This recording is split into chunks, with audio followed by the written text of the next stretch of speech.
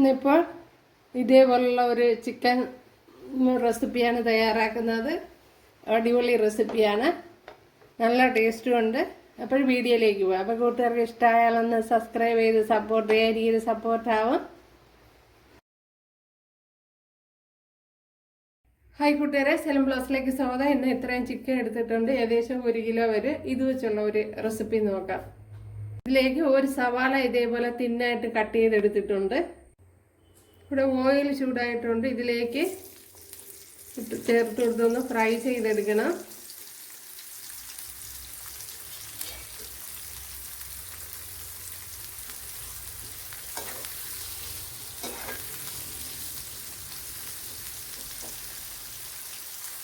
ഇതിലേക്ക് ചില ഉപ്പൂടെ ചേർത്ത് കൊടുക്കാം, പെട്ടെന്നൊന്ന് ഫ്രൈ ആയി കിട്ടാനാണ്. ഇപ്പോൾ ഇത് 1 കിലോ ചിക്കനാണ്, എല്ലോട് കൂടി എടുത്തിട്ടുള്ളതാണ്. ഇതിലേക്ക് നമ്മൾ സവാള ഫ്രൈ ചെയ്തെടുത്ത് ചേർത്ത് കൊടുക്കുക.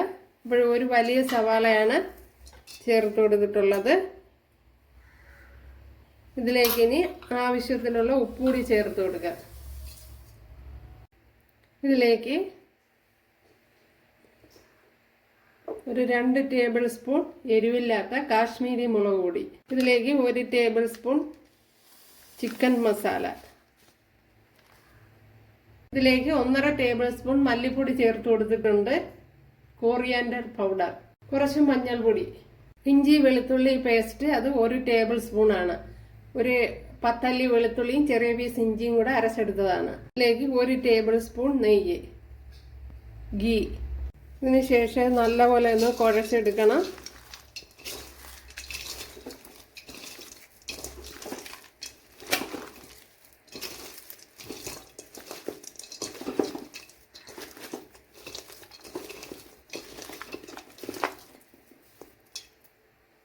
ഇപ്പം നല്ല ഫൈനായിട്ട് കുഴച്ചെടുത്തിട്ടുണ്ട്. സവാള ഫ്രൈ ചെയ്ത ഓയിലാണ് ഇവിടെ എടുത്തിരിക്കുന്നത്. ഇതിലേക്ക് 1 ടീസ്പൂൺ പെരിഞ്ജീരകം ചേർത്ത് കൊടുക്കാം, 3 ഗ്രാമ്പു, പട്ട, തക്കോല, അതേപോലെ ഏലക്ക ചേർത്ത് കൊടുക്കാം.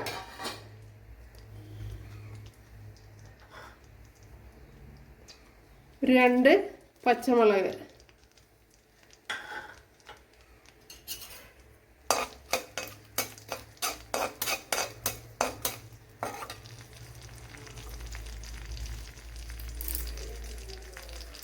ഇനി കുറച്ച് കറി ലീവ്സ്,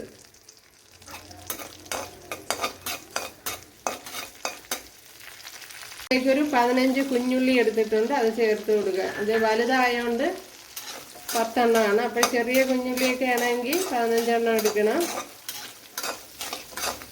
ഇനി നല്ലപോലെ ഒന്ന് ഫ്രൈ ചെയ്തെടുക്കാം.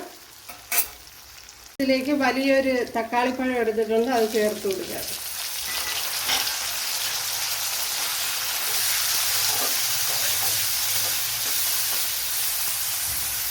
തക്കാളിപ്പഴവും കൊച്ചുള്ളിയൊക്കെ ഒന്ന് നല്ല ഉടഞ്ഞു വന്നിട്ടുണ്ട്. അതിലേക്ക് നമ്മൾ പുരട്ടി വെച്ച് ചിക്കൻ ചേർത്ത് കൊടുക്കാം.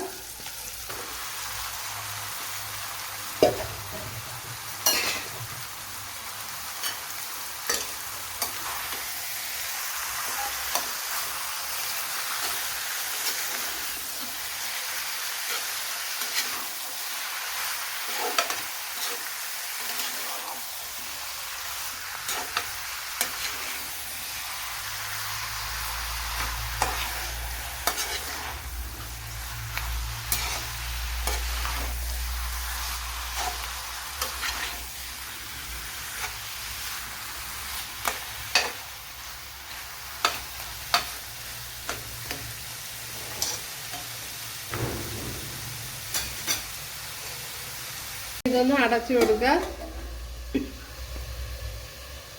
മിക്സിയുടെ ജാറിലേക്ക് 2 വറ്റൽമുളക് ചേർത്ത് കൊടുത്തിട്ടുണ്ട്, ഇതിനെ ഒന്ന് ക്രഷ് ചെയ്തെടുക്കണം.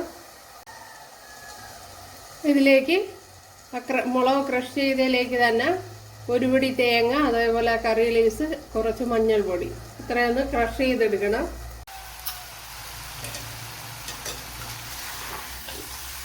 ഇപ്പോൾ ഇടയ്ക്കിടയ്ക്കൊന്ന് അടപ്പ് തുറന്നൊന്ന് ഇളക്കി കൊടുക്കണം.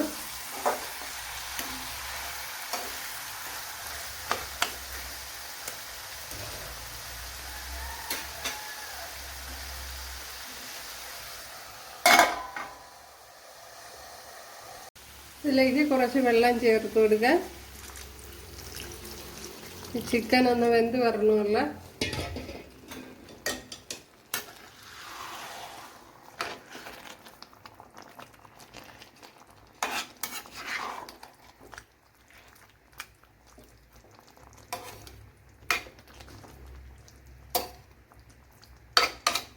ഇനി ലോ ഫ്ലെയിമിൽ വെച്ചൊന്ന് വേവിച്ചെടുക്കണം. 1 ടീസ്പൂൺ കുരുമുളക് പൊടിയും കൂടെ ചേർത്ത് കൊടുക്കുക.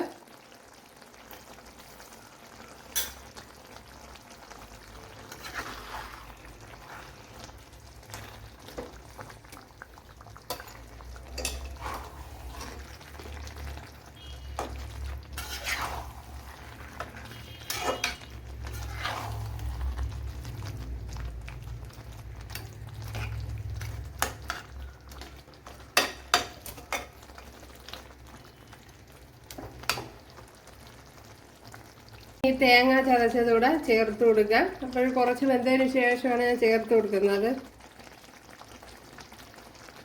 വെള്ളമൊക്കെ കുറേയേറെ തേങ്ങയും മുളകും ഒക്കെ കൂടെ ക്രഷ് ചെയ്തതാണ്.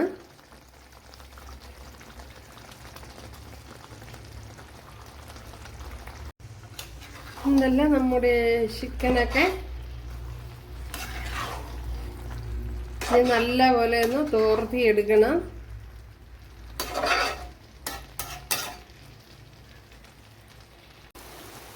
ഉണ്ടല്ലോ, ഇത് തന്നെ മതിയാവും. ഇനി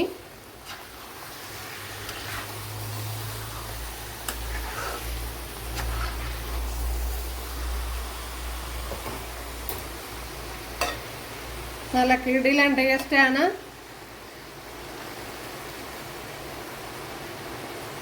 ഇവിടെ കുറച്ച് കടുക് ചേർത്ത് കൊടുത്തിട്ടുണ്ട്.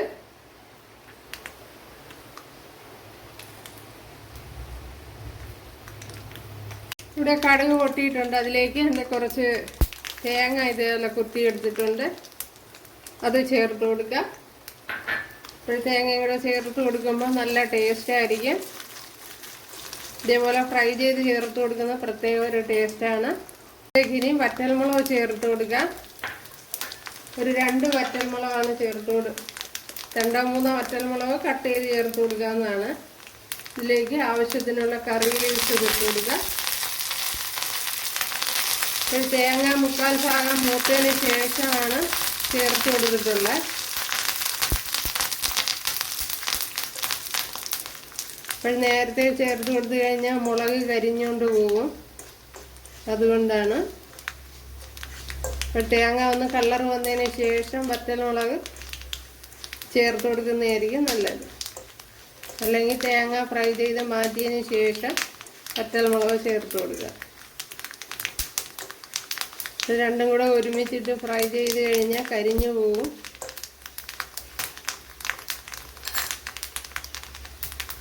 അപ്പോൾ ഇനി തീ ഓഫ് ചെയ്ത് കൊടുക്കുക. ഇത് തന്നെ മതിയാകും. തേങ്ങയും കടുകും എല്ലാം ഇവിടെ ചേർത്ത് കൊടുത്തിട്ടുണ്ട്. ഇതൊന്ന് ഇളക്കി യോജിപ്പിച്ച് കൊടുക്കുക.